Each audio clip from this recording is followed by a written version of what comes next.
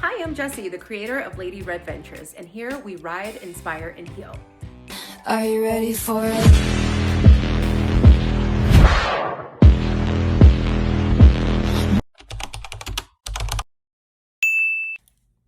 If you're a new rider seeking empowerment, encouragement, and guidance on your new riding journey, this channel is for you. I hope you'll consider subscribing. Here you can expect to gain confidence on two wheels. We're gonna give you everything from moto tips to gear recommendations, product reviews, and even help you find your own community wherever you may be.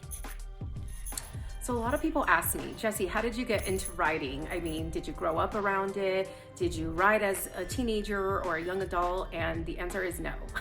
I fell into riding at 41 years old after going through a really traumatic and hostile divorce, unfortunately.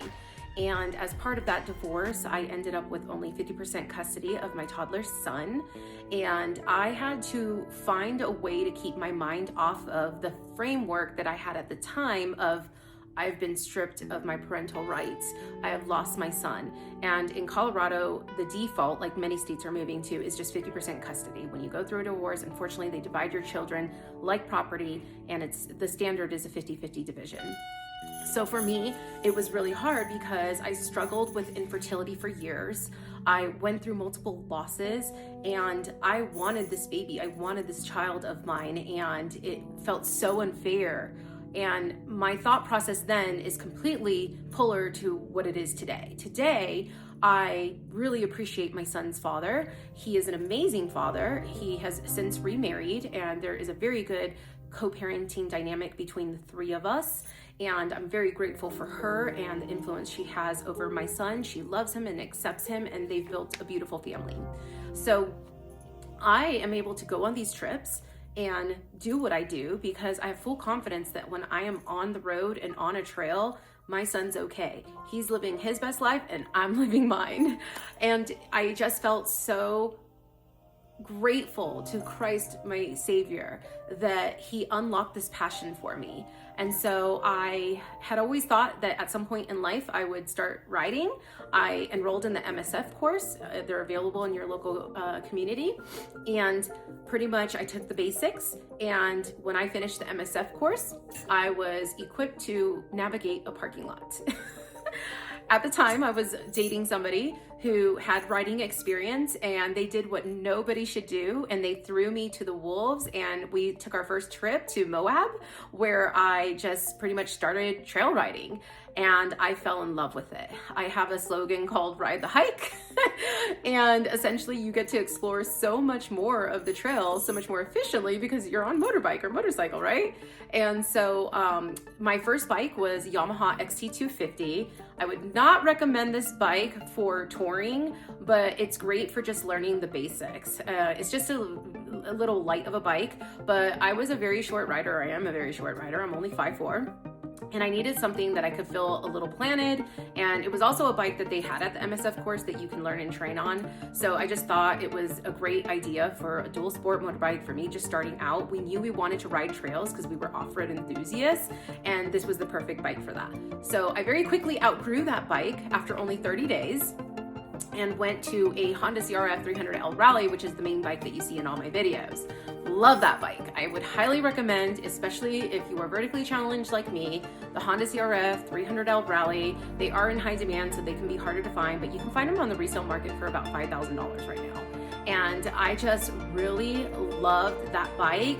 Just the fairings were a little too wide, being a shorter rider. So I recently have gone now to a CRF 250L.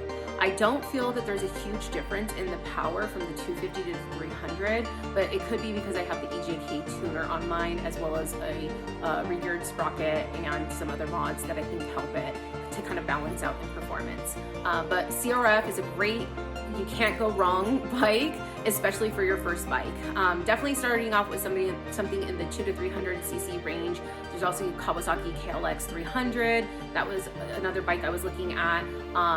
You can also look at the TW200. However, those are what we call goats, and I actually had one. So I owned one for a little bit, but I ended up turning it in for my Ducati Scrambler, and it was great. Like, it's just slow and it screams at 55 miles an hour. So not something that you can take like on an interstate or a busy highway, but great for the trails, and you will have confidence because it has like the bigger fat tire. So you just have a little bit more stability. So we'll definitely talk about on this channel more bike options and things I would recommend for you to start your riding journey from a trail riding standpoint. But I also have the Ducati Scrambler, and that has been great. So my first bike that I feel is more like street focused, cruiser focused, is the Ducati Scrambler Urban Enduro. I have a 2017.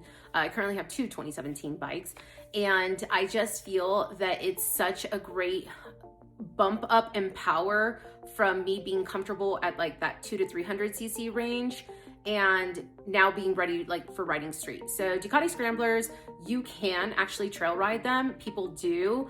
Mine's a pavement princess. I don't take it on the trail too much. But I am getting crash bars installed actually as we speak, and I will probably do some easy stuff with it now that I'm gaining a lot more confidence.